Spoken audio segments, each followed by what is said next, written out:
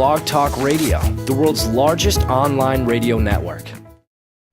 Welcome, everybody, to Fantasy Football Tonight. I'm your host, Todd the True Guru Farino, and, of course, as always, I will be joined by my co-host, Mr. RC Rizza.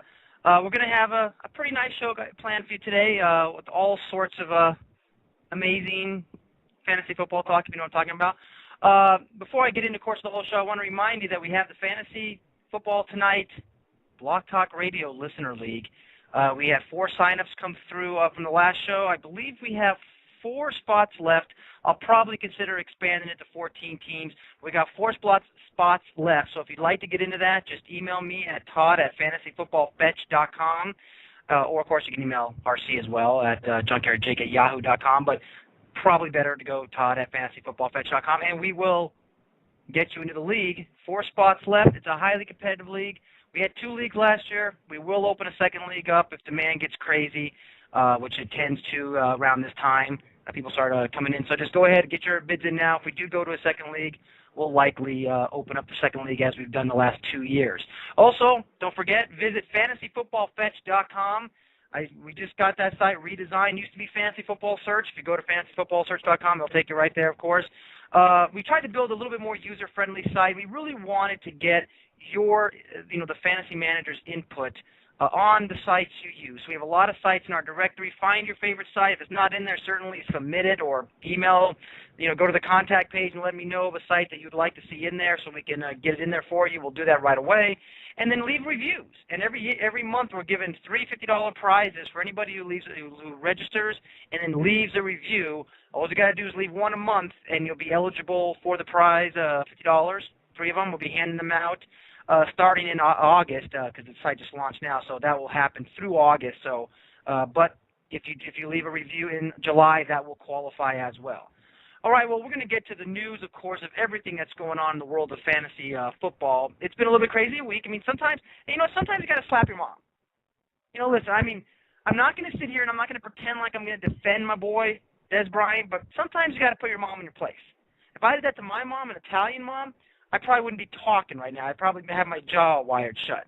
So how he got away with it, maybe it's because he's a 6'+", huge, 3% body fat wide receiver. Who knows? But that's Des Bryant for you. That was a little bit of the news. I'm going to wait to get into the remaining news until I can get RC in the show. But we're going to open up the show with a little bit of draft strategy talk because I think I don't know for sure how much this is covered in the podcast world of fantasy football because I really don't listen to any other podcasts except for my boy Jeff Bogus. But I'll tell you this right now. By the way, he does a podcast, FantasySportsEmpire.com. Please check him out. Tell him Todd sent you, and he'll give you a huge hug, and if you're a girl, a kiss in the cheek. All right? All right, you can hear about that. All right, so here we go. Draft strategy. Now, I know RC is going to come in on this, and he's going to debate me on it, but for years, I've kind of ran off a philosophy. I wouldn't say for years. I'd say for the last couple of years. I ran off a philosophy, and as many have, of draft, make sure you draft well for the playoffs. Make sure you look at your starting quarterback and, make sure he has a decent schedule in the playoffs. I mean, that is always, critical. And, but this year I've looked at, and especially after some of the experiences that we had last year, I've kind of come to a different conclusion. And it's a 2-pronged conclusion. Let me see, do we have RC yet? Good. So maybe I should keep him muted so he can't argue. No, he can argue. I'm just kidding. RC, what's going on? Hey, what's up? All right, I'm about to get into our opening conversation about draft strategy. By the way, if you're in the chat room and you have a question, we won't necessarily break right out of character to answer the question, but we will definitely get to it as soon as an opening becomes. So please post your questions in the chat room. Eventually this stuff gets really busy, but we always make sure we get to all of them. All right, anyway, so here's the 2 things I want to talk about with draft strategy, because everyone's getting ready. Drafts are getting ramped up. Some have already started, I'm sure, but really, RC, when we get into August, that's when the drafts really get hot and heavy. And here's my problem with the draft strategy of drafting for the playoffs, okay? In my opinion, now, I mean, again, I'm gonna pat myself on the shoulder a little bit. I'm gonna talk myself up a little bit. But last year I was in 6 leagues and made the playoffs in all 6 of them. That's how I roll, RC. I won 3 of them, but I made the playoffs in all 6 of them. And I realized last year, I mean, I've always known this, but it really dawned on me. It's like it is a lot harder to get to the playoffs than it is to actually win in the playoffs. or because it's, you got 12, 14 games, whatever your league plays, that or 13 or whatever it is, depending on your playoff system, that you have to play through just to make the playoffs. And then you have a three-season playoff. So my point is that forget the playoffs. Forget them. Not forget them forever. Don't worry about them as much during the draft. Hey, if you can make that choice, if you can sit here and say, yeah, you know what, wow, I want to take this quarterback because he has a skate season in the playoffs, I would not worry about that anymore. And here's my case in point, and then the second point I'm sure we'll agree on, but then I want you to rebut this if you don't agree. Here's why I say do not consider the playoffs. Number one, if you're not there, who cares, right? Okay, there's number one. If you're not there, who cares how good your quarterback's going to do in the playoffs? Because if you don't make it there, you don't make it there. Number two, that team, your quarterback might play the Steelers in the first round, but that Steeler team can be beat up in garbage come week 14. Okay? So, you know what? I mean, I've seen it happen before, and plus that quarterback could be, so seasoned at that point in the season and just firing all cylinders. It won't matter what team he's facing week 14. He's going to beat them. Also, if you plan for the playoffs and you have, say, for example, Peyton Manning from 2010, all of a sudden he's not even playing. So who cares what team he's playing? I mean, that's a totally different strategy. I know, RC, I'm making a kind of a different strategy because we always have to plan for the 15-1 Aaron Rodgers teams, the 15-1 old school Peyton Manning teams. But, I mean, the reality of it is that you need to get there. And the way you get there is by drafting for the season, and then anything can happen in the playoffs. So that's going to be the first point. And then the second point is, and this one I think you'll kind of agree with this, I'm going to have a focus this year on drafting the best available players when it comes to the deeper part of the draft, and not just going, I better have 4, running backs, or let me grab, this guy. No, get the best available, because I guarantee, RC, you might end up with 6 wide receivers on your roster. Odds are with injuries and bye weeks, you might use them all. And, and also, secondary point, odds are you're going to cut them anyways. But it's better to get the best available players than it is to say, I better make sure I have, 4 running backs. I mean, certainly cover your position. But if there's a very good sleeper wide receiver out there and a so-so running back, I'm going to say go for the very good wide receiver because odds are you're going to need that depth in the season. So let's cover the first point. Do you disagree with me on drafting for the playoffs? Well, yeah, I mean, we've talked about this before, but the challenge for drafting for the playoff, it's easier to even say that you're going to do it than to actually do it. So while you're drafting, and no matter what, format or context or, basically, I think if it's a live draft or even like an email draft, of course, you have more time to look at things like this, but say it's like a, more spontaneous draft, there's usually no possible way that you're even going to consider drafting for the playoffs. However, I do agree with you that it should not be like a primary consideration, but like we've discussed before, I think if you were faced with a choice between 2 close alternatives in terms of, like a certain position, like there's probably a good example this year with going around late second round or mid-second round, DeMarco Murray versus Jamal Charles, for example. They're going around the same spot, around spot 20 in drafts this year. And when you look at DeMarco Murray, he's got basically a brutal schedule versus the run, at least, judging from how these defenses played last year. Cincinnati, Pittsburgh, and New Orleans. Now, New Orleans is going to be weaker this year in most likelihood, but even so, that when you look at like that, and this is weeks 14 through 16, so he's got to face those 3 defenses, and then Jamal Charles, who's going around the same point, he has an absolutely cake schedule against the run: Cleveland, Oakland, and Indianapolis. So if you had some way of actually, if these were 2 players that you were targeting and you were faced with a choice between these 2 players, and you're a little biased towards DeMarco Murray perhaps, both these players are very similar. I mean, they're very dynamic when they're healthy. They're difference makers. and they're also vulnerable to injury. So I mean, these guys are very, very similar, I would say. But if that's going to be the deciding, I would go with Jamal Charles based on this additional piece of information. It wouldn't be like, my primary consideration, but my point is, like, if you're faced with a choice between two very close players and you have the time to actually look at their playoff schedule, and there's a huge difference, then I would go towards the player with the easier playoff schedule. But by the way, we do have a comment at a chat room. I like to get to the comments, especially when they agree with me. If they agree with you, I probably would ignore it. But James in the chat room says drafting for the playoffs is kind of like drafting to consolidate or break up bye weeks. You're going to end up passing on better players or reaching too early for players. And I agree with them on that, because it's like what you just now said right there is you have Jamal Charles and you have DeMarco Murray. Obviously, because of Jamal Charles' recent problems, injury for both these players is a major concern. They're both genius running backs, though. Then, of course, and after you get past, okay, what's their injury status? What's their teams they're playing for?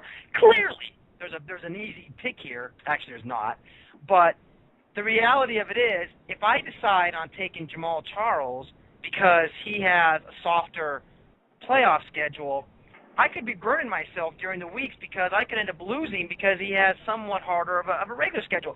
And I love strength of schedule. I'll tell you right now, I love strength of schedule. I love using it as a draft tool. But you're right. You make a good point. It's like when you have a regular snake draft, RC, you got a minute, sometimes at most 90 seconds to decide. And to go and to start looking at every player you're looking at and then try to analyze your strength of schedule, you better know that strength of schedule before you go into the draft. And that's the last piece of advice I'm going to give here. If you're going to use strength of schedule, you've got to know it for every team. You don't got to know it for every player. You just got to know it for every team. You got to know if you're drafting Des Bryant or DeMarco Murray. You better know the strength of schedule for the Dallas Cowboys.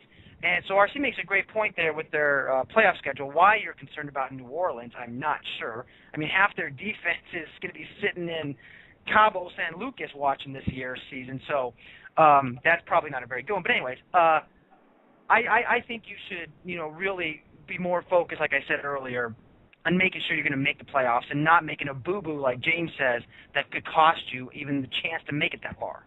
What do you think of the second point, as far as picking, not so trying to fill all your positions at the end of the draft, as opposed to picking the best available players that are left? Well, I mean, James's point, remember, I mean, we're talking about a subtlety that probably isn't considered or that important to most people drafting. I mean, this is a nuance. What James's example is probably, like, for example, Darren McFadden is going around the late first round this year, and Jamal Charles is going at towards the end of the second round. James is kind of referring to, well, if there is, I'm in the late second round and I've got Darren McFadden and Jamal Charles, I'm going to take Jamal Charles over Darren McFadden. And no, I absolutely would never do that, regardless of the schedule. I'm talking about guys who have around the same average draft position, who you're evaluating very closely, who are equal in pretty much everything else, offensive lines, susceptible to injury, looking at how they're doing in the preseason, whether or not they're coming in out of shape. I'm talking about they're pretty much a dead heat. And that's why this is like, you only do this as like a last resort, and this is like an example of maybe a hypothetical case where it would actually be relevant. I mean, another example might be, for example, as you would imagine, Rob Gronkowski and Jimmy Graham are going extremely high this year for tight ends. Actually, it looks like most draft they're going around the mid-second round, both these guys. If you wanted to draft a tight end in the second round and you had a choice between Jimmy Graham and Gronkowski, they're very close. Obviously, I mean, wouldn't you agree? I would jump all over Gronkowski before Graham, but yeah, they're very. I mean, you really can't go wrong with either one of them. So I'll agree for point and sake. Yeah. They are. Okay, so I mean, if I want to draft a tight end in the second round, and I had these two guys to choose from, it's a tough choice. Obviously Gronkowski was unreal last year and demolished like the touchdown record, but Jimmy Graham could very easily do that this year. I mean, he's that talented. Matter of fact, I mean, player-wise, my personal preference is actually Jimmy Graham. But anyway, say you're evaluating them dead even, and once again they're going in around the same draft position, and then the last deciding factor that you could use to choose is strength of schedule. You would say that, well, New Orleans has a slightly better strength of schedule, and I'm going to choose Graham over Gronkowski. So that's just an example. But once again, these are, there are bigger issues, and this would be just like a nuance. I would be just absolutely floored if people actually are. I mean, it's amazing to take a tight end. The times have changed. The tight ends are now, I mean, I've been studying, obviously, the ADP and doing my mock drafts, and most of the mock drafts that I've seen, I haven't seen Gronkowski go yet, except for the third round. But it used to be that you didn't even consider a tight end until the fourth round, but now you got two tight ends even going to the second round, and that's a little weird. I'm not sure if I like that. I'm not sure if I'm going to, be wanting to fill the tight end slot in the second round, even with Gronkowski. I mean, hey, you know what? Obviously, he's the top tight end in the league, but tight ends are kind of fishy players sometimes. I mean, granted, Gronkowski and Jimmy Graham have all talent in the world. I mean, is this something you would do? Just, I know we're getting a little off topic here, but since you brought it up, if Gronkowski's available in the late second round, is that who you're going with, or are you going to go with more of a traditional pick? I think this year is very strange in terms of those two exceptional players, because in years past I don't think they are their average draft position is the mid-second round, and I think that's unprecedented. I mean, in previous years, like when Antonio Gates was going good, and you had say a little further back than that, you had Tony Gonzalez and Antonio Gates to choose from. They were usually the top guys. More recently, before his injury, Dallas Clark was, pretty coveted earlier than usual. But that always happened third and fourth rounds, like you're saying. This year, these guys are being valued in the mid-second round. And to be honest, when you look at like what you can have a choice of, in the second round this year, just going down what's happening. You've got a rookie running back in Trent Richardson, Larry Fitzgerald. Trent Richardson is expected to be the feature guy in Cleveland, but once again, this is Cleveland. So, and also he's an unknown commodity, so he's a risk. Larry Fitzgerald, as great as he is, still has questions at the quarterback position. Cam Newton is going in the second round. Was he a fluke? Definitely not. But is he going to be able to do what he did last year with a Steve Smith that's slowing down and really no other receivers besides Steve Smith? That's a little bit of a question. Adrian Peterson, he's got a huge question mark surrounding him. Matt Forte seems pretty safe. Then once again, you've got the two tight ends going, and then towards the end, Marshawn Lynch is risky, especially since Seahawks drafted a pretty good backup behind him, and Marshawn Lynch is once again in some kind of legal problem. DeMarco Murray, Jamal Charles. So, this is what the second round is looking like. So, honestly, two of the safer guys in the second round are probably Jimmy Graham and Rob Gronkowski. But like you're saying, that is very strange. It is. But you make a great point, though. And it's something that, if you remember a few years ago, I think in 2009, might have been 10, but I think it was 2009, where I just said I refuse to want one of the top picks. I'll take a late, like the 10th pick in a 12-team draft, and I'll go wide receivers. And I remember in one of the expert leagues we were in on CBS Sports, and I went with I think Moss and Fitzgerald, and wrapped around 10 in the course. And then when my pick came back around, I think that's when I got Fitzgerald, or excuse me, Moss. And of course, they ended up having great years, both of them. And it was, and I ended up going all the way to almost to the championship in that game and got upset. But I mean, I'm not going to say I did that because of those two guys, but the point is that a lot of these running backs get hurt, and I think it's insane right now when you're looking at a Trent Richardson going around. His ADP is right around pick number 7. I mean, hey, you know what? He obviously has all the talent in the world. And I'm trying to remember whether Alabama or Auburn he came out of. I'm trying to remember which tough school he came out of. Which one is it? I'm blanking on it for some reason. I get those two schools confused. Obviously, they're rivals. Do you remember which one he came out of? Is it Auburn? I'm going to guess Alabama, but I'm sorry, I'm blanking on that too. Yeah, it's one of those two. Probably Alabama if you say it's Alabama. Maybe the chat room will inform me. I just don't have his stats up in front of me, nor do I care to.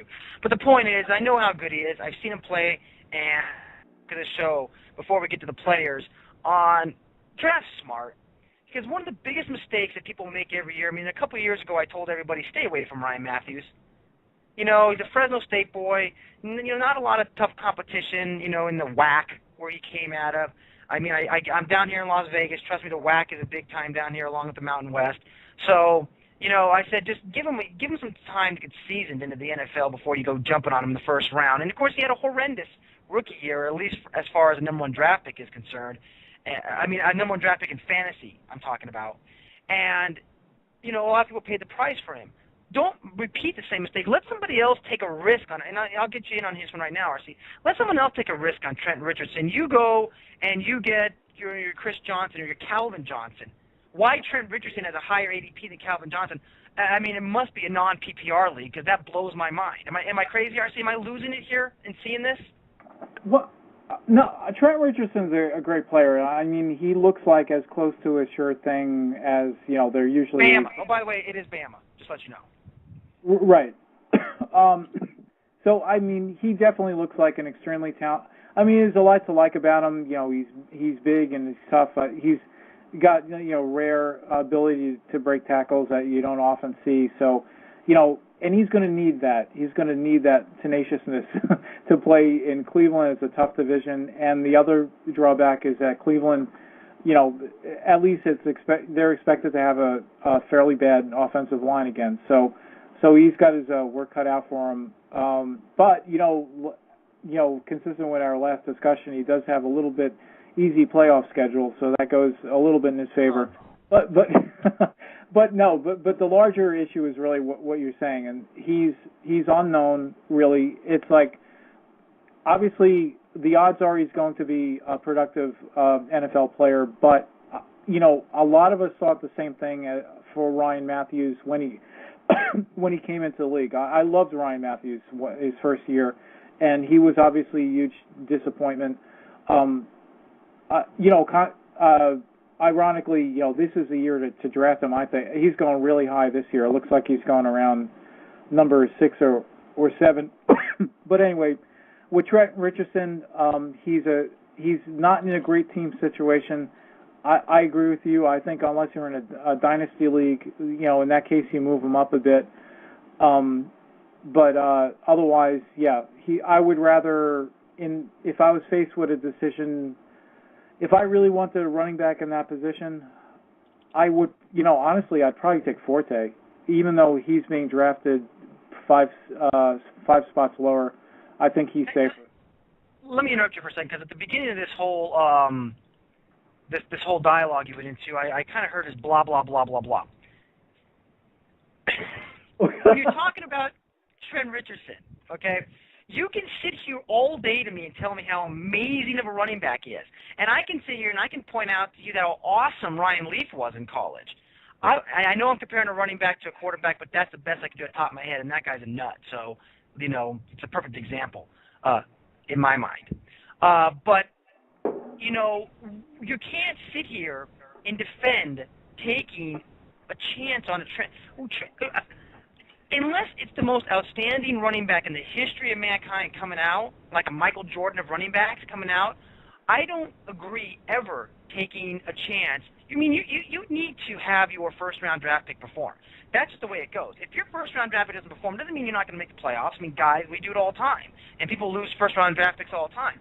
But if you want to win the championship, you need a good first-round draft pick. And if Trent Richardson turns out to be a 750-yard, 900-yard, even a 1,000-yard running back, but maybe only gets 2 or 3 touchdowns because of that anemic offense, and like you say, that anemic even more anemic offensive line, then, it's going to be really bad for you. And you're right, I'd rather go for a guy like Forte. You know what you're going to get out of Forte. Matter of fact, I'm quite excited about Forte this year, as I have been in years past.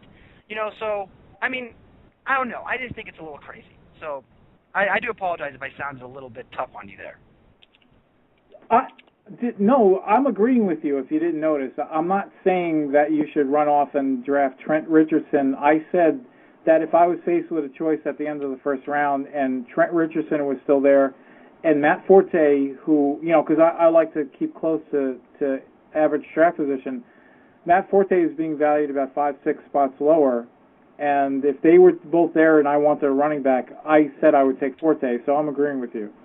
We got Walkie Talkie, I know is one of our standard listeners from last year. He's disagreeing with me on Trent Richardson, and he's comparing it, to Peyton Hillis having success there. And that's a great point. And I'm not sitting here saying that Trent Richardson isn't going to have a 1,500-yard, 12-touchdown season. That would qualify him without a doubt as a number one draft pick. Just the minute that was the minimum he got. What I'm saying is that, I've always preached this, is risk versus reward. You're going to take a large amount of risk. With the running back that's going to come out, he hasn't learned how to run in the NFL yet. It's a little different when you're running college ball. That's why you can run options all the time and have a great day with them. You can't get away with that stuff in the NFL. And and linebackers and defensive schemes, they're going to screw with you just like pitchers screw with young hitters or veteran hitters mess with young pitchers. That mind game is going to take some time to get around, and normally it takes a full season in the NFL, even for a quarterback, to get around defensive schemes and a linebacker faking and all that great stuff. So I think the same thing happens to running backs. Some running backs, obviously advance a lot faster than others. Some learn a lot faster. I'm not saying Trent Richardson can't learn fast. He's from Bama. I'm just kidding. I hope there's no Alabama fans in the and listen to podcasts. I'm UNLV. I got no talking space. But the point is that I just don't take a risk. And I get the for sure play. I get the Chris Johnson, granted. That's a really bad example from last year. But I get the Chris Johnson. I get the Matt Forte. Frankly, as far as I'm concerned, I get the Calvin Johnson. If you have Calvin Johnson, let's just bring this up, and then we'll move to the rookies after this. If Calvin Johnson's sitting there, why would you take Trent? Who would you take? Pick 7, sitting right there. You got Megatron and Trent Richardson. Who do you take, RC? Calvin Johnson is going around number 5, and Richardson's going 12. So that wouldn't even be an issue for me. No. You got to look at I look at mockdraftcentral.com. Check them out, guys. Tell them Todd and RC sent you. I'm looking at Mock Draft Central, and right now you have Trent Richardson. Average his ADP is 7. Calvin Johnson's is 8. Yeah, I use a combined version, which I think is probably more appropriate. So not to, and the thing is, you have no idea what's going to happen. You could have crazy people in your league, and they could basically, draft Jordy Nelson number 4. So you have no idea what's going to happen. But in general, I'd rather use like a combined, average draft position. So I'm not just looking at one. So across, multiple average drafts, what's happening is that Calvin Johnson's going around number 5 and Richardson's going around number 12. So for me, that wouldn't even be an issue. But, going, specifically about Trent Richardson, another thing that kind of undermines him a little bit, and there's always kind of like the appeal of like the new shiny rookie and, all the optimism. One thing you got to consider, though, is that, at Alabama, Richardson was Mark Ingram's backup.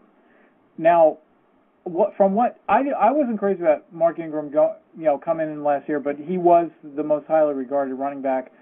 And, granted, this was the Saints, and they have a somewhat unpredictable, strange running back rotation.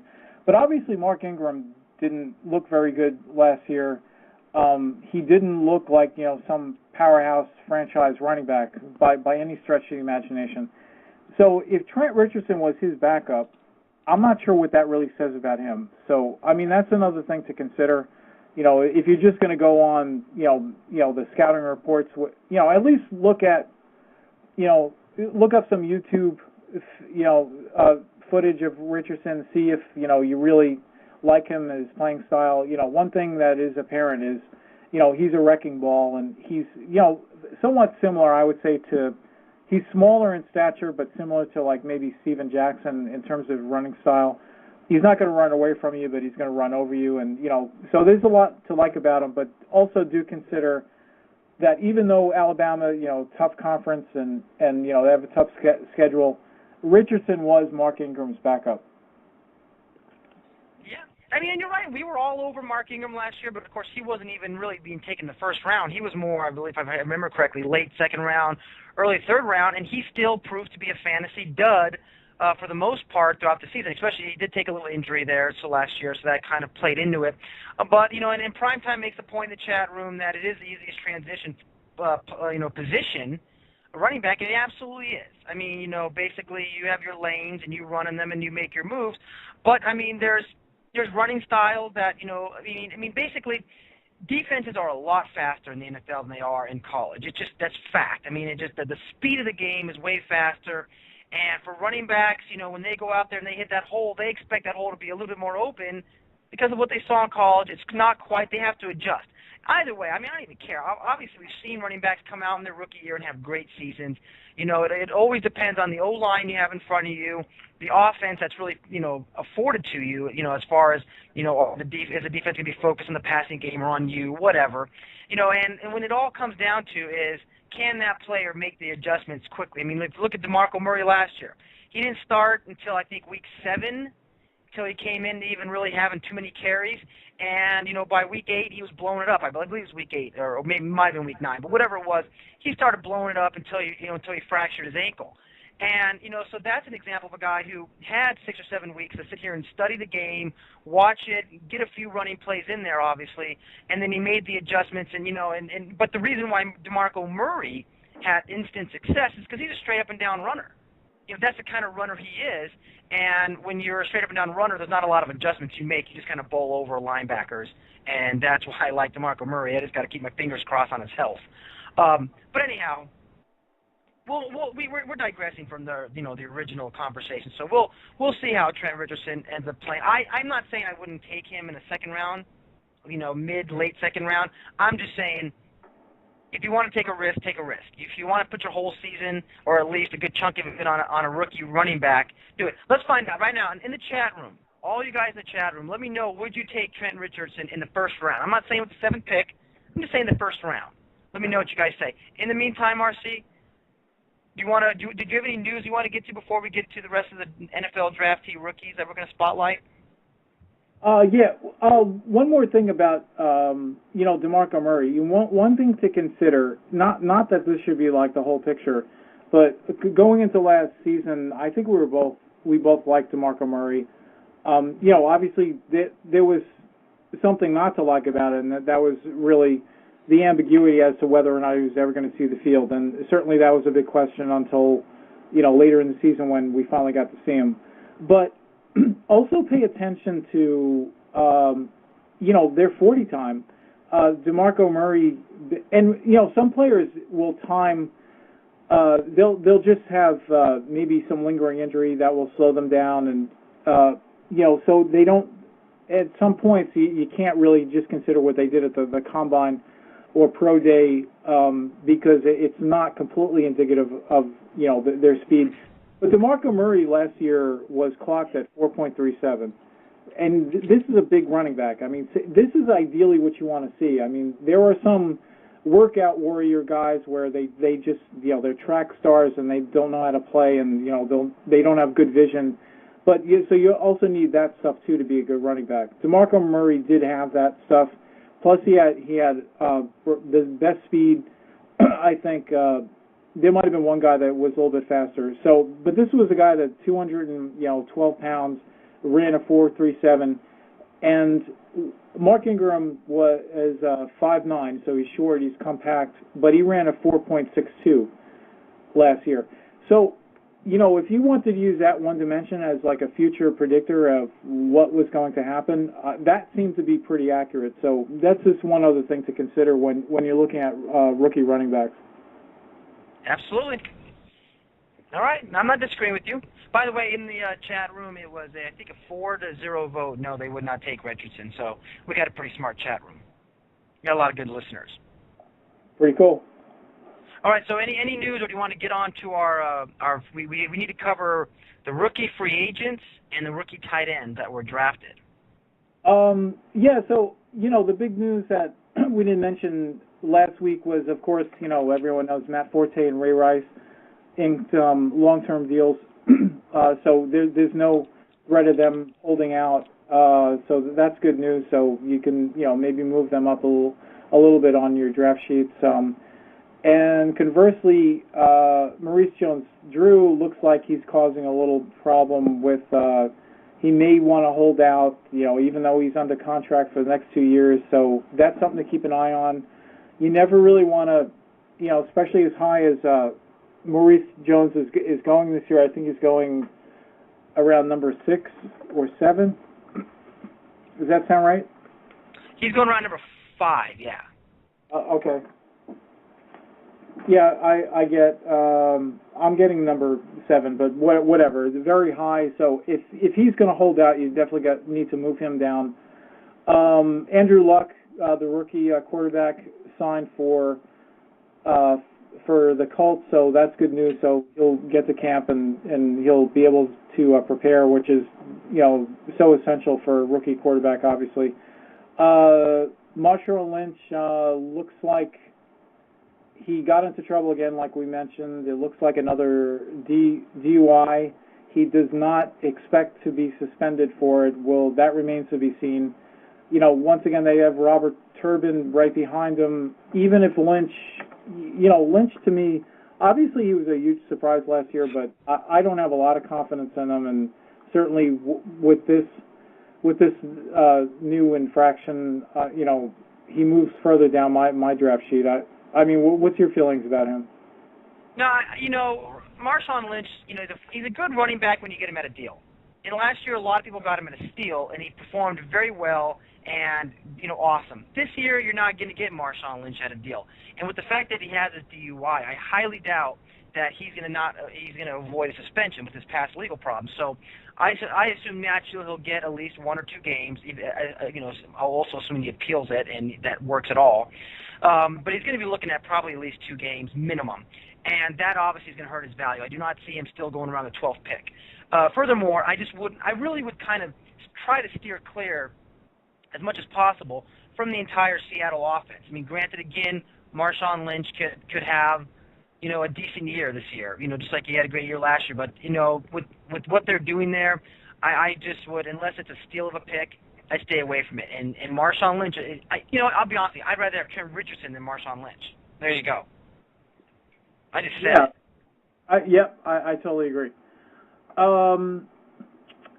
Eric Decker, obviously he's got Peyton Manning throwing to him this year. He I think, pretty safe to say broke out last year. He actually ran with, he was working out with Larry Fitzgerald. So it looks like, he's definitely trying to take his career to the next level. He looked great last year already. So, I mean, this is a player I think he definitely is undervalued this year. Eric Decker for the Broncos. Another player who is not being undervalued and looks like he should, maybe on his way to a breakout year is Ryan Matthews.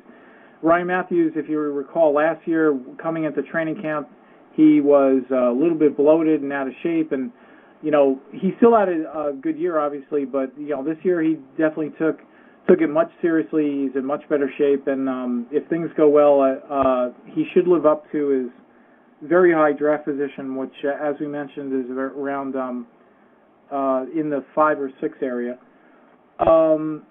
Justin Blackmon, the rookie receiver that the Jaguars are counting on, it doesn't look like, I don't think he's under contract yet, and that's a bad sign. And plus, you're talking about the Jaguars' passing game, which is another bad sign. So I think many scouts kind of like rated him as the top receiver. I don't see it that way at all. I think he's going to be, that in conjunction with his, he's also had legal problems. I mean, I think Justin Blackmon's a guy to stay far away from, actually, this year.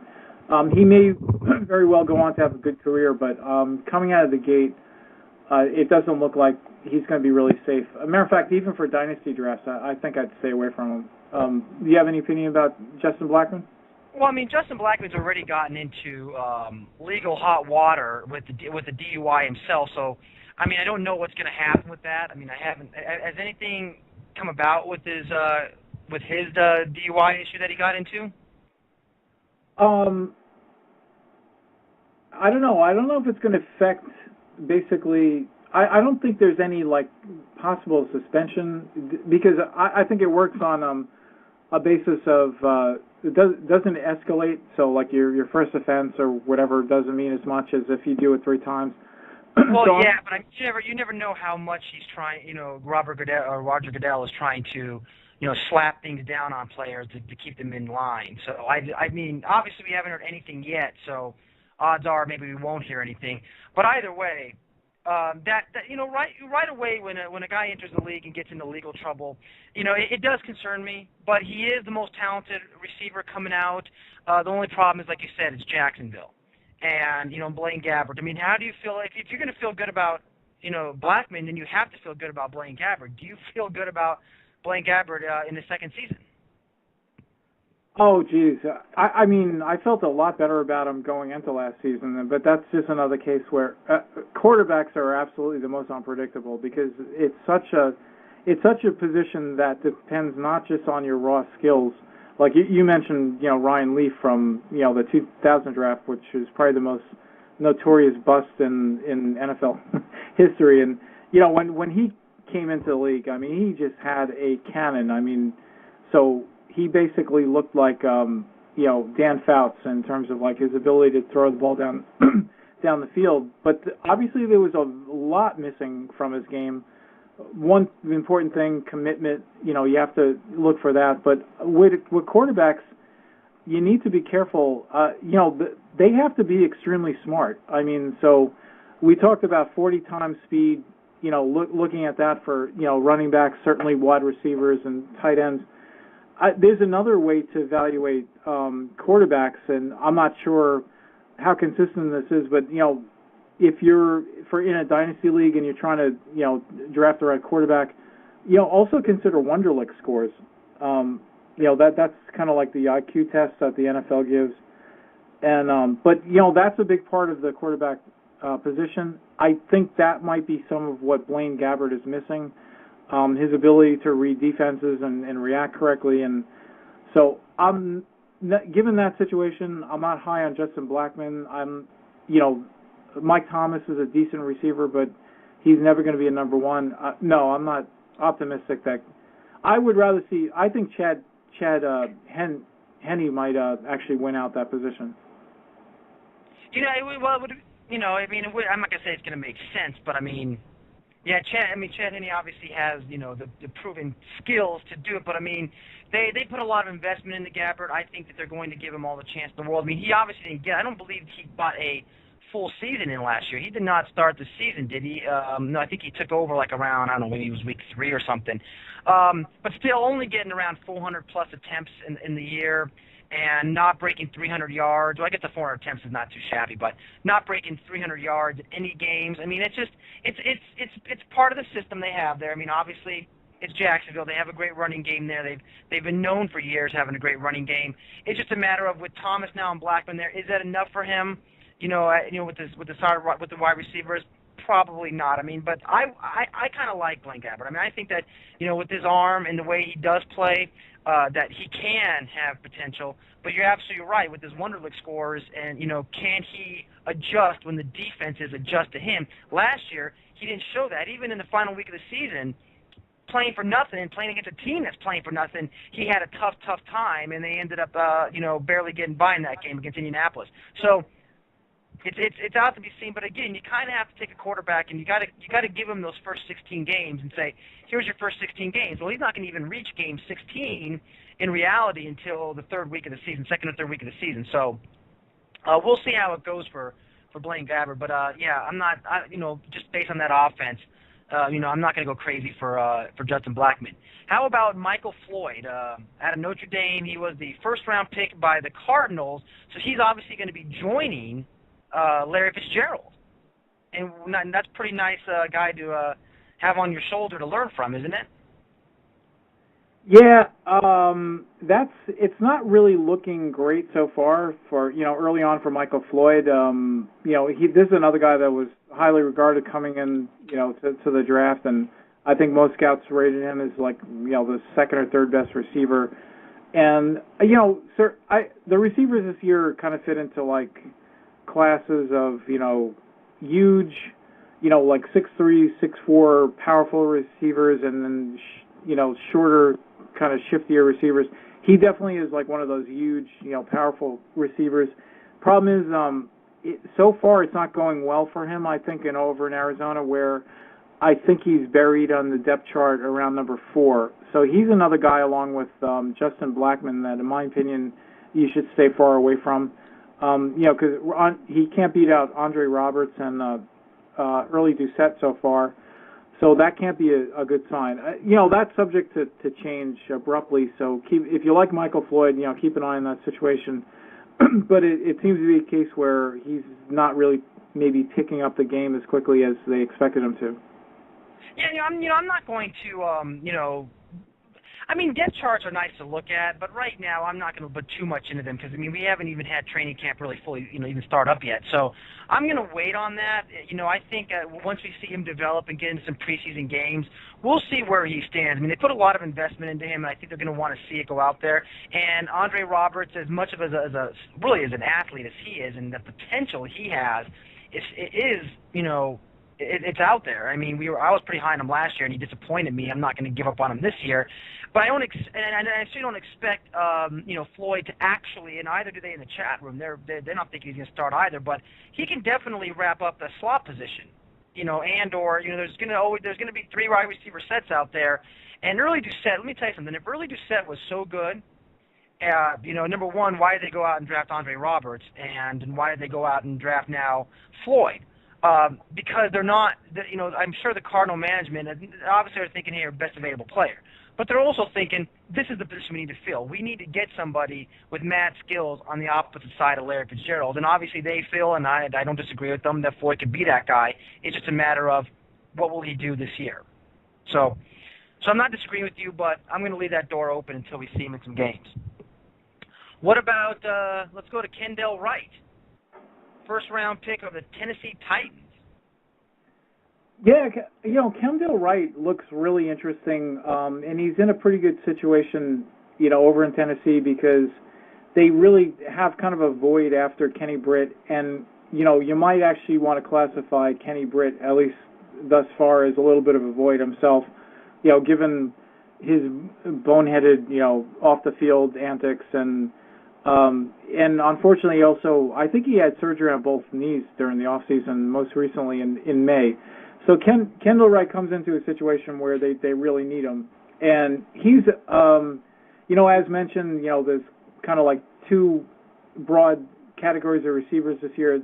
Kendall Wright is the smaller, very dynamic, shifty, elusive type receiver. He's got great hands, very deceptive in open space, and very good after the catch.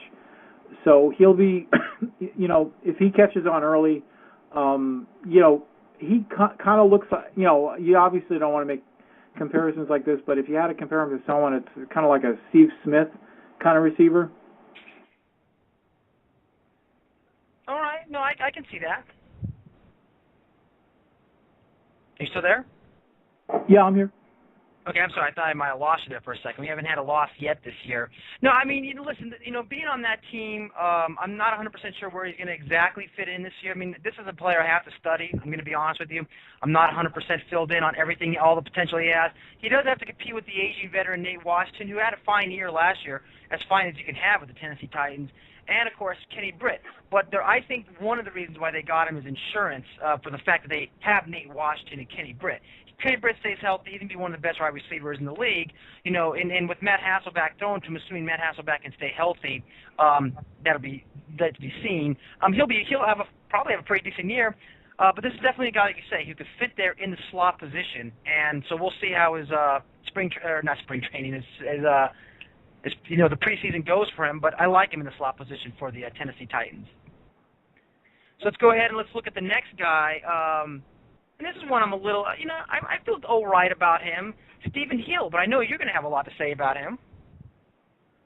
Yeah, well, I mean, there's a lot to like about him. He really catapulted up the draft charts going into April's draft this year, and he wasn't that well regarded mostly as a function of, I think, the offense he was in, where they weren't really a passing offense at Georgia Tech, and I like to believe as a Jets fan, maybe that's why he was under the radar, because he really didn't get thrown to as much as he would have in maybe other offenses.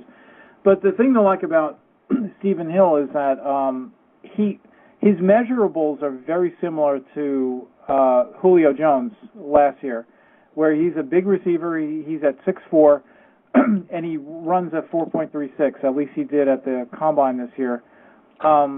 So this is something, that the Jets were hoping to get last year with Plaxico Burress. Obviously, that was an abysmal failure, but they needed, a big target on the opposite end of Santonio Holmes. If Stephen Hill catches on and actually secures that number 2 position, they basically have what Plaxico Burress was, maybe not the hands part of it, but another dimension that they were definitely lacking last year, which is someone who can stretch the field. So when you have a big target like him that can also basically run down the field, he could be dangerous if he actually catches on, simulates the playbook and all that stuff. And that's always a big question, but we'll see how that turns out. All right. Well, we have primetime on the line now, so we're going to go ahead and switch gears. Are there any other of these? We had 4 more wide receivers. We kind of covered the tight ends anyways in the first show, Kobe Fleener. But those last 4 guys, Ruben Randall, Jeffrey Aslan, Aslan Jeffrey, Brian Quick, and Mohamed Sanua. I hope I said that right. Is there anybody in particular you want to talk about before we get primetime in here? One guy that's very interesting is Brian Quick. He was drafted by the Rams, and it looks like he might have the potential to make an impression early because obviously the Rams don't have a lot at the wide receiver position, so he's being depended on to actually maybe be a starter early on. So he's a guy to consider. AJ Jenkins is looking pretty good. He's a little bit of a smaller receiver, but he ends up in San Francisco opposite of Michael Crabtree. In my opinion, I think he has more upside than Crabtree. This is another burner. This guy runs under a 4.4. Ruben Randall is another interesting guy for the Giants, being that they lost Mario Manningham. He's a big receiver in contrast to Manningham, but it looks like he might be able to fill that number 3 role. And in that offense, if it was anything like it was, has been the last couple of years, they throw very often, and the number 3 receiver is relevant. So he's another guy. And also Ashlyn Jeffrey he was drafted by the Bears, another big target, good hands. He's another guy to keep an eye on. He actually, I think, has a chance to make an impression early on. All right, there we go. We got a few more minutes left, so we got a couple of callers. I'm going to go ahead and bring Primetime in. Are you there, Primetime? Hello? How you doing, man? Just go ahead and hold on 1 second because we have another caller, and I want to make sure we get if this is a question, I want to make sure I get this in. Skype caller, you're on the air at the Gurus. Fuck you! Okay. That's what I kind of figured that was going to be. You never know with a Skype caller. All right, Primetime. So last year you gave us your lowdown on the Buffalo Bills. Now this year, I'm going to let it out right now because we haven't gotten them myself, but I'm pretty excited about the Bills this year, both offensively and defensively. So give us your breakdown of the Buffalo Bills, and then we're going to either agree with you or beat you up over the phone. I'm hoping you guys can agree with me here. I'm always optimistic with my Bills every year. but it seems like maybe the last 12 years I've been wrong. So for this year, I'm definitely looking forward to this season. Most of the moves I think that is going to be helping them may not be fantasy impact, but that's on the defensive side. Bringing in Mario Williams, Mark Anderson, that's definitely going to improve the pass rush to get to guys like Brady in the division, and and hopefully beat New England twice this year. They have a young core at cornerback and defensive backs. They have a guy, Aaron Williams, and the rookie this year, Stephon Gilmore. Both that I think may step up and actually beat enough the top two corners over guys like McGee and McAlvin. Both those guys do have injury history, so I think the youngsters may push them and be actually starting this year. On the defensive side, the only thing I'm worried about is probably the linebacker core. They're led by Nick Barnett, but after that, there's not much they're working with. Let me ask you really quickly. I mean, from a standpoint of a fantasy defense, I mean, the Bills had some great games last year and were pretty much a stud defense last year for a lot of people who picked them in the free agency. Are they going to be that much better this year, even with the fact that they got to face Tom Brady twice a year? They played last year. They beat New England once, and they played the other one somewhat competitive. With Miami and the Jets in the division, they're not super offenses that be able to put points on the Bills, and they definitely have some young quarterbacks, Miami and the Jets. So I think with the pressure that Mario could produce and help young guys like Marcel Darius and Kyle Williams, they may have the best defensive four hands down in the NFL right now. Absolutely. RC, since you guys are division foes here, since you're a big Jets fan, why don't you pile drive him with some questions on that offense? Especially concerning the passing game of the Buffalo Bills. Obviously they have a lot of talent in the running back department, but let's pound them on the passing game. And I think he just kind of took a shot at the Jets. I'm not sure. I don't understand this AFC East talk. Well, first of all, I agree. Picking up Mario Williams is huge, and also, so their defensive line is pretty impressive. Now he's got Mario Williams. They drafted another guy last year, Marcel Darius, who was one of the best regarded interior linemen. He definitely lived up to everything they expected from him. He looks like he's going to be an excellent player. And then, I think they improved, like Primetime said, their secondary with Gilmore. So definitely, adding Williams was tremendous. And for fantasy terms, I definitely think, Buffalo becomes a good option after, maybe probably the top 7 or 8 defenses are picked. I think, Buffalo definitely should be considered. The big question fantasy-wise for the Bills offense, Steve Johnson is a given, and he deserves to go fairly high in fantasy drafts. Ryan Fitzpatrick, I'm not really that high. I don't think he's really considered as a number one quarterback in fantasy anyway. But the big question is really what's going to happen between Fred Jackson and C.J. Spiller. C.J. Spiller obviously, finally started to live up to the billing, and he played actually pretty well in spurts last year. Primetime, how do you see that panning out between those two running backs? That's the $1 million question down here. RC. I don't know. It's tough to say. Until training camp comes along, I can't pinpoint anything. Going in look at the past, I may go with Freddie Jackson just because before he got hurt, he was a top 3 running back. He was considered an MVP candidate going before he got hurt.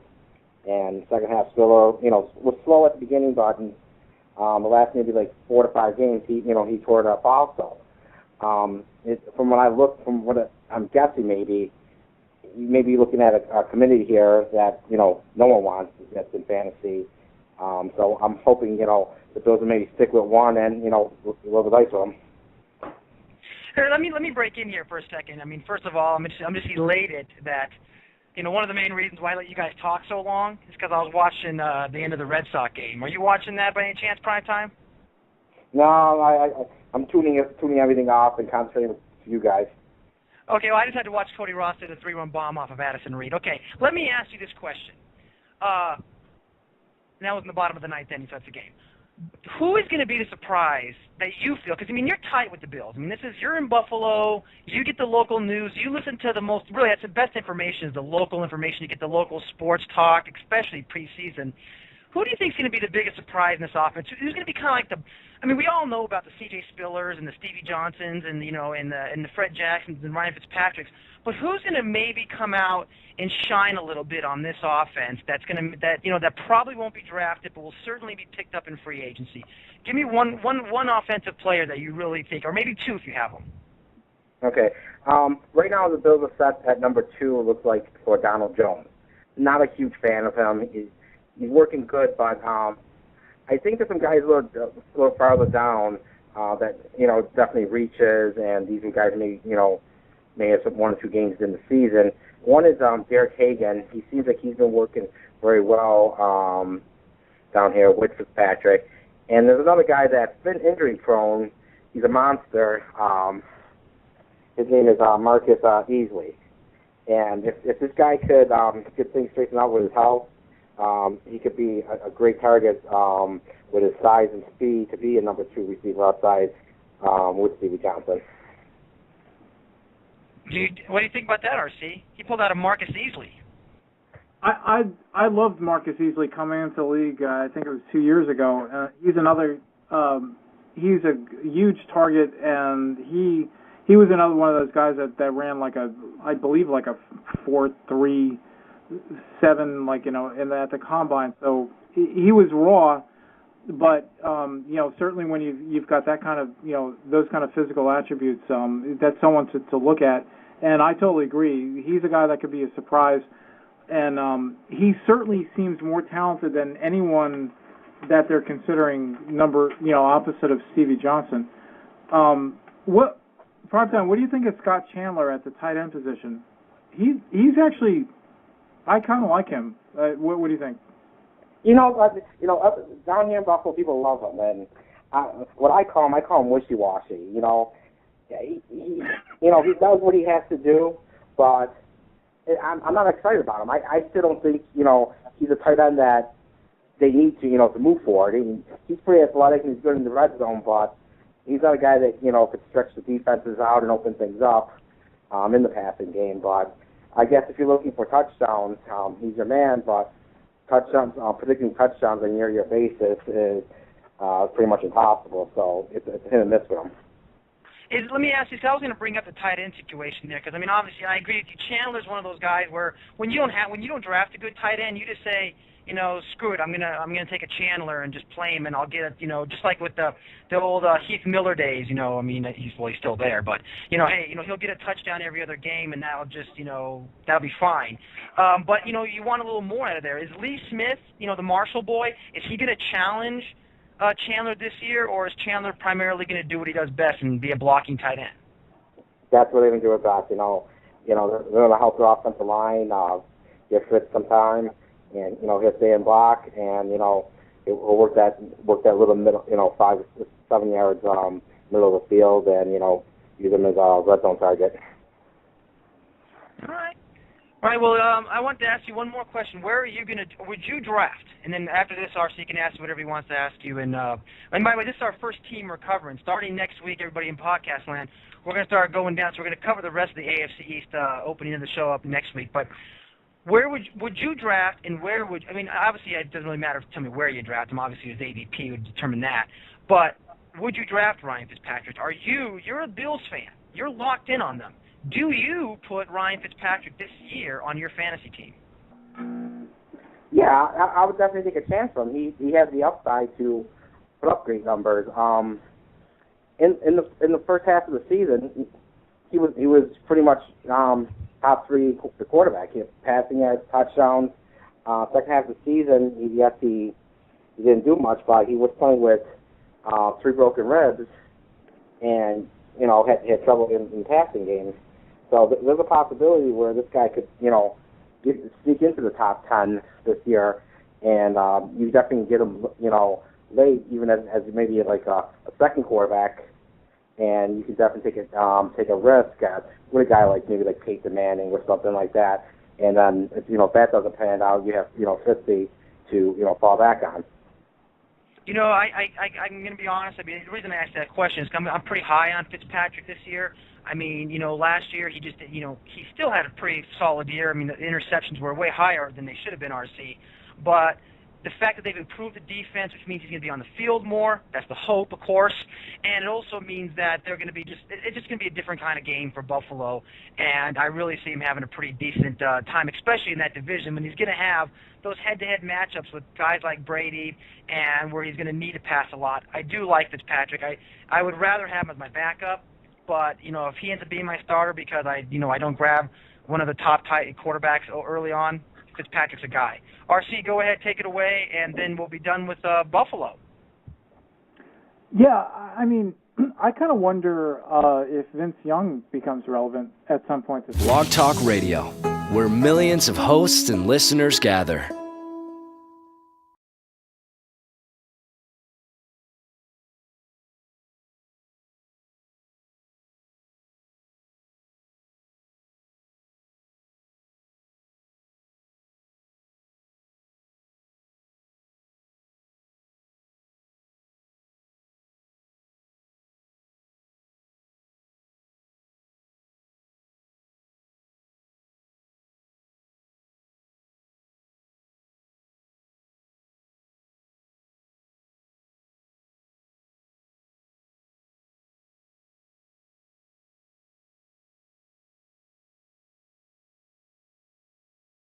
Cincinnati, Pittsburgh, and New Orleans.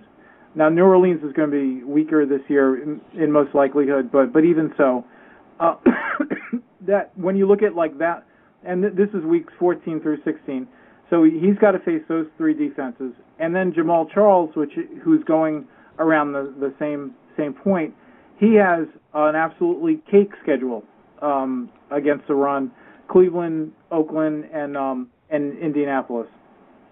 So if you had some way of actually, if these were two players that you were targeting and you were faced with a choice between these two players, and you're a little biased towards DeMarco Murray perhaps, both these players are very similar. I mean, they're very dynamic when they're healthy.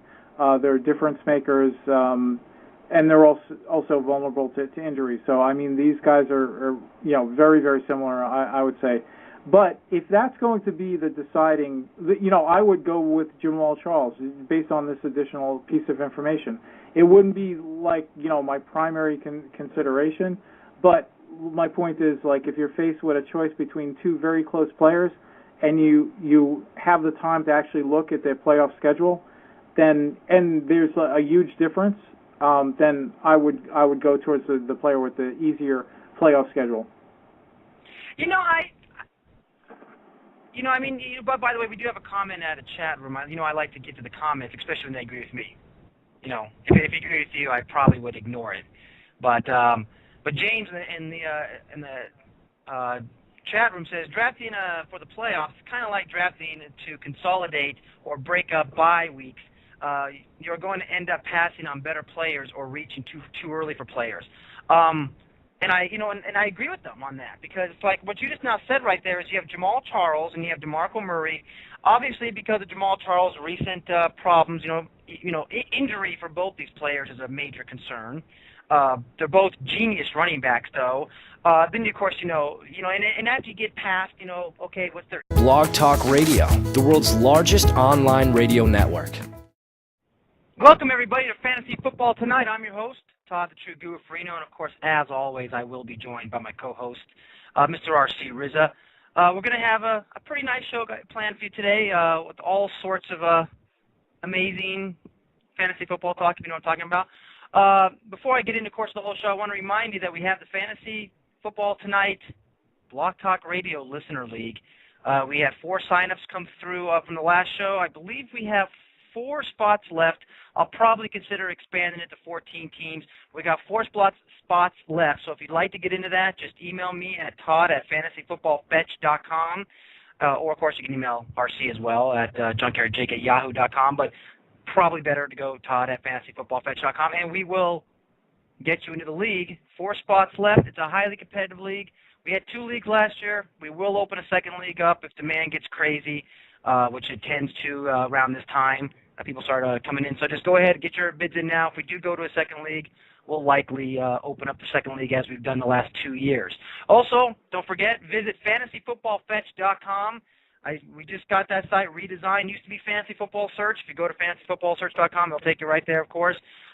We tried to build a little bit more user-friendly site. We really wanted to get your, the fantasy manager's input on the sites you use. We have a lot of sites in our directory. Find your favorite site. If it's not in there, certainly submit it or email, go to the contact page and let me know of a site that you'd like to see in there so we can get it in there for you. We'll do that right away.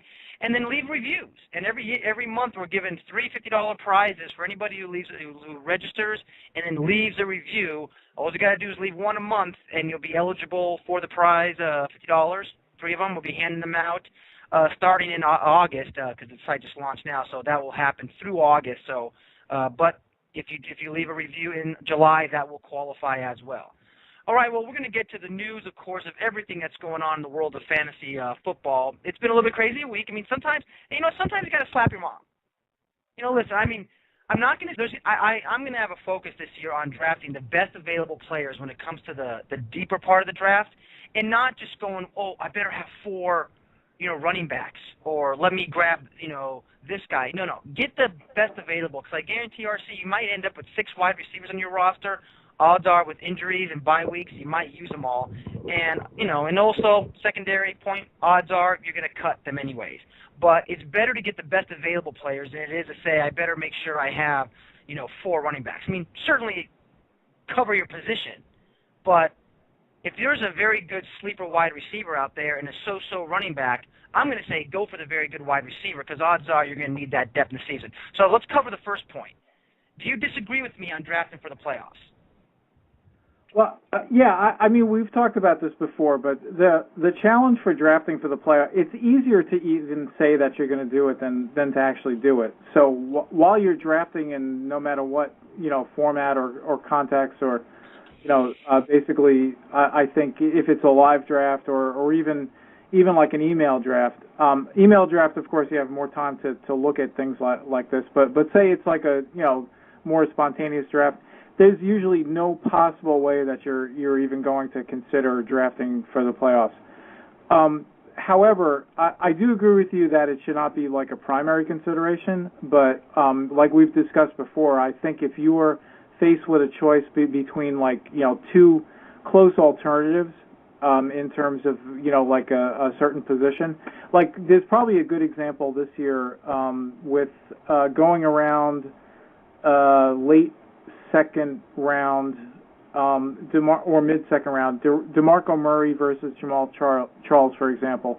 They're going around the same spot, around spot 20 in drafts this year. And when you look at DeMarco Murray, he's got basically a brutal schedule versus the run. At least, judging from how these defenses played last year. Cincinnati for the playoffs, okay? In my opinion, now, I mean, again, I'm gonna pat myself on the shoulder a little bit. I'm gonna talk myself up a little bit. But last year I was in 6 leagues and made the playoffs in all 6 of them. That's how I roll, RC. I won 3 of them, but I made the playoffs in all 6 of them. And I realized last year, I mean, I've always known this, but it really dawned on me. It's like it is a lot harder to get to the playoffs than it is to actually win in the playoffs. Or because it's you got 12, 14 games, whatever your league plays, that or 13 or whatever it is, depending on your playoff system, that you have to play through just to make the playoffs. And then you have a 3-season playoff. So my point is that forget the playoffs, forget them, not forget them forever. Don't worry about them as much during the draft. Hey, if you can make that choice, if you can sit here and say, yeah, you know what, wow, I want to take this quarterback because he has a skate season in the playoffs, I would not worry about that anymore. And here's my case in point, and then the second point I'm sure we'll agree on, but then I want you to rebut this if you don't agree. Here's why I say do not consider the playoffs. Number one, if you're not there, who cares, right? Okay, there's number one. If you're not there, Who cares how good your quarterback's going to do in the playoffs? Because if you don't make it there, you don't make it there. Number two, that team, your quarterback might play the Steelers in the first round, but that Steeler team can be beat up in garbage come week 14. Okay, so you know what I mean? I've seen it happen before, and plus that quarterback could be, so seasoned at that point in the season and just firing all cylinders. It won't matter what team he's facing week 14. He's going to beat them. Also, if you plan for the playoffs and you have, say, for example, Peyton Manning from 2010, all of a sudden he's not even playing. So who cares what team he's playing? I mean, that's a totally different strategy. I know, RC, I'm making a kind of a different strategy because we always have to plan for the 15-1 Aaron Rodgers teams, the 15-1 old school Peyton Manning teams. But, I mean, the reality of it is that you need to get there. And the way you get there is by drafting for the season, and then anything can happen in the playoffs. So that's going to be the first point. And then the second point is, and this one I think you'll kind of agree with this, sit here and I'm not going to pretend like I'm going to defend my boy, Des Bryant, but sometimes you got to put your mom in your place. If I did that to my mom, an Italian mom, I probably wouldn't be talking right now. I'd probably have my jaw wired shut. So how he got away with it, maybe it's because he's a 6'+", huge, 3% body fat wide receiver. Who knows? But that's Des Bryant for you. That was a little bit of the news. I'm going to wait to get into the remaining news until I can get RC in the show. But we're going to open up the show with a little bit of draft strategy talk because I think I don't know for sure how much this is covered in the podcast world of fantasy football because I really don't listen to any other podcasts except for my boy Jeff Bogus. But I'll tell you this right now. By the way, he does a podcast, FantasySportsEmpires.com. Please check him out. Tell him Todd sent you, and he'll give you a huge hug, and if you're a girl, a kiss in the cheek. All right. All right, you can hear about that. All right, so here we go.